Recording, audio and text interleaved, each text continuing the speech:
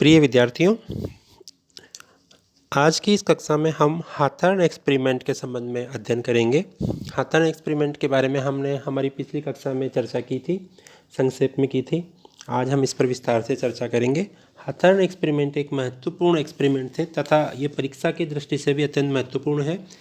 लगभग हर साल परीक्षा में इससे संबंधित क्वेश्चन वगैरह आते रहते हैं। अतः आप सभी से यह अनुरोध है कि आप सभी इसको बहुत ध्यान से सुनें, ध्यान से देखें और इसको अपनी पुस्तकों से इसका अध्ययन करें। जैसा कि हमने इसमें पहले चर्चा कर ली थी कि हाथर्न एक्सपेरिमेंट अमेरिका में हुए थे। अमेरिका की वेस्टर्न इलेक्ट्रिक कंपनी के शिकागो शहर के समीप हाथर्न नामक जगह पे किए गए थे। एक विशालकाय संयंत्र था उसमें, और ये किए किसने थे? ऑस्ट्रेलिया के जॉर्ज एल्टन में थे और अमेरिका के रोथलिसबर्गर थे। इन दोनों ने मिलकर के हाथर्न प्रयोग किए थे, और इन प्रयोगों का जो विस्तृत विवरण है वो रोथलिसबर्गर और विलियम जे डिक्सन ने आगे एक मैनेजमेंट एंड द वर्कर पुस्तक है उसमें किया।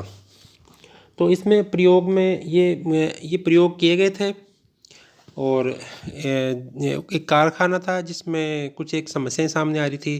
तो ऐसी स्थिति में ये प्रयोग वहाँ संचालित किए गए। तो इस प्रयोग से जो निष्कर्ष, उनमें प्रयोग में क्या क्या किया गया, तो पहला इसमें किया गया महान प्रकाश व्यवस्था प्रयोग, the great illumination experiment 1924 to 27। यह प्रयोग राष्ट्रीय विज्ञान अकादमी की राष्ट्रीय शोध परिषद तथा हाथर्न फैक्ट्री के निरीक्षक जॉर्ज पेनाक तथा अन्य साथियों के द्वारा शुरू किया गया। प्रयोग के अंतर्गत 6 लड़कियों के 2 समूह बनाए गए। दोनों समूह के पास एक समान ही कार्य था। ये का प्रयोग 2 कमरों में इन लड़कियों के समूह के कार्य निष्पादन और प्रकाश व्यवस्था के सहसंबंध को जानने के लिए किया गया, अर्थात प्रकाश का उत्पादन पर क्या प्रभाव पड़ता है। प्रारंभ में कमरों का प्रकाश तथा अन्य सुविधाएं स्थिर रखी गई। समय समय प्रकाश को कम या ज़्यादा करके देखा गया कि इससे उत्पादन पर क्या प्रभाव पड़ता है। 1.5 वर्ष तक शोध करने के बावजूद ये निष्कर्ष निकला कि प्रकाश को या अन्य सुविधाओं को कम ज़्यादा करने से उत्पादन में कमी नहीं, बल्कि दोनों समूह के उत्पादन में बढ़ोतरी हुई। अतः शोधकर्ताओं ने प्रकाश सिद्धांत छोड़कर दिहाड़ी, विश्राम के क्षण, काम की अवधि को नियंत्रित कर प्रयोग किए। इसके बाद समूह प्रोत्साहन योजना के स्थान पर प्रति व्यक्ति दर योजना शुरू की, किंतु उत्पादन बढ़ता ही गया।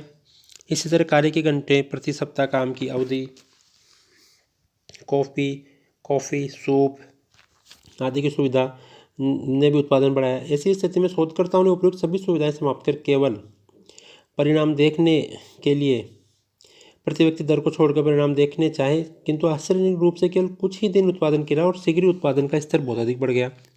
इतना उत्पादन तो पहले भी कभी नहीं हुआ था। स्पष्ट है कि प्रकाश व्यवस्था, प्रोत्साहन योजना, विश्राम के क्षण उत्पादकता से प्रत्यक्ष संबंधित नहीं है। इसे हाथर्न प्रभाव का नाम दिया गया, अर्थात श्रमिकों के प्रयोगकर्ताओं के प्रयोगों का पता होता है, अतः वे जानबूझकर भी ऐसा कर रहे थे। हाथर्न एक्सपेरिमेंट, हाथर्न इफेक्ट का मतलब होता है कि जैसे हमें कई बार ये पता लग जाता है कि अमुक घर वाले हमारी निगरानी रख रहे हैं या अमुक व्यक्ति हमें देख रहा है, या तो उससे हम क्या होता है कि हम हमारी कार्य जो होता है उसमें हम सुधार कर देते हैं। दूसरा प्रयोग यहाँ पे हुआ मानवीय प्रवृत्तियाँ तथा भावनाओं का पे लेकर के 1928 से 31, human attitude and sentiments and experiments. हाथर्न जो संयंत्र था, प्लांट था, उसमें 25,000 कार्मिकों में से 21,000 से ज़्यादा श्रमिकों से साक्षात्कार किए गए, इंटरव्यू किए गए, प्रश्नावली अनुसूची भरवाई गई। हार्वर्ड अध्ययन दल ने इस शोध में मानवीय व्यवहार तथा भावनाओं को जानने का प्रयास किया। प्रत्येक श्रमिक से ये कहा गया कि वह प्रबंध की नीतियों, कार्यक्रमों तथा कार्य के माहौल तथा मालिकों के व्यवहार के बारे में अपने विचार खुलकर प्रकट करें। इस प्रयोग ने श्रमिकों की कल्पना शक्ति को बढ़ावा दिया तथा लगभग सभी श्रमिकों ने अपने दिल का गुबार निकाला। वेंटिलेशन, जैसे हमारा जो ये वेंटिलेशन थेरेपी के रूप में भी काम करता है। जैसे हमारा मकान होता है, भवन होता है, तो हम उसमें एक वेंटिलेटर या खिड़की रखते हैं। उसकी क्यों रखते हैं? वो जिससे कि कमरे के अंदर की जो दूषित हवा है वो बाहर निकल जाए और ताज़ी हवा अंदर आ जाए। तो इससे मानवीय प्रवृत्तियों का पता लगा, श्रमिक क्या सोचते हैं कंपनी के बारे में, उन सब चीज़ों का पता लगा। इसके बाद में एक प्रयोग किया गया सामाजिक संगठन प्रयोग या बैंक वायरिंग प्रयोग 1931 टू 32, सोशल ऑर्गेनाइजेशन। ये प्रयोग जॉर्ज एल्टन मेयो द्वारा हाथर्न संयंत्र में किया गया अंतिम प्रयोगों में शामिल था, जो समूह के व्यवहार के विश्लेषण पर आधारित था। अध्ययन दल ने अवलोकन के द्वारा समूह व्यवहार को जांचा। श्रमिकों का चयन 3 ऐसे समूह में किया गया जो एक दूसरे से कार्य के आधार पर जुड़े हुए थे। ये कार्य धातु को सोल्डर करना, टर्मिनल लगाना, तार लगाना इत्यादि था। इन श्रमिकों को वेतन समूह प्रोत्साहन योजना के अंतर्गत दिया गया, अर्थात प्रत्येक सदस्य को समूह के कुल उत्पादन के आधार पर उसका अंश दिया गया। प्रयोग के दौरान ये पाया गया कि समूह ने उत्पादन का अपना एक मानक निश्चित कर लिया था, जो प्रबंध के द्वारा निर्धारित मानक से बहुत कम था। समूह अपने किसी भी सदस्य का उत्पादन घटाने या बढ़ाने की अनुमति भी नहीं देता था। यद्यपि यह समूह अधिक उत्पादन में सक्षम था, किंतु उत्पादन दर को स्थिर बनाए रखने के लिए पूर्ण क्षमता से कार्य नहीं करता था। समूह में अत्यधिक एकता थी और समूह ने कुछ अपने नियम भी बना लिए थे। समूह के द्वारा अपने कुछ नियम भी तय कर लिए गए थे, जैसे कि किसी को बहुत अधिक काम नहीं करना चाहिए अथवा रेट बस्टर कहलाएगा। किसी को दूसरे की बुराई भी नहीं करनी चाहिए या वो बाइनिंग नहीं करना चाहिए। किसी को बहुत कम काम भी नहीं करना चाहिए, अन्यथा वो चिजलर कहलाएगा, कामचोर कहलाएगा। किसी को अपने साथी की चुगली भी नहीं करनी चाहिए, पर्यवेक्षक से वरना वह स्क्वेलर कहलाएगा, भेदिया कहलाएगा। तो किसी को भी साथियों से सामाजिक दूरी नहीं बनानी चाहिए और नहीं कार्यालय व्यवहार करना चाहिए। अर्थात यदि कोई निरीक्षक है तो वो इस तरह का व्यवहार नहीं करेगी, वो निरीक्षक है वहाँ पे, उसे भी एक सामाजिक व्यवहार करना चाहिए। अब हम देखते हैं कि इनके क्या परिणाम रहे।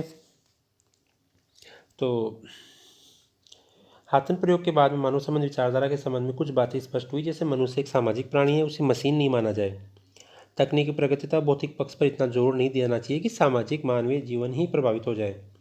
इन प्रयोगों से डेविड रिकार्डो की रेबल परिकल्पना, जो ये मान के चलती थी कि मनुष्य एक असंगठित समूह मात्र है, परिकल्पना को भी ध्वस्त किया, जो मनुष्य को असंगठित लोगों का झुंड मानती है, जो केवल स्वार्थ से संचालित होता है। मैंने रॉबर्ट ओवन की उस मान्यता को भी पुनर्जीवित कर दिया, जो उद्योगपतियों से ये अपेक्षा करती थी कि मशीनों से अधिक ध्यान श्रमिकों पर दीजिए।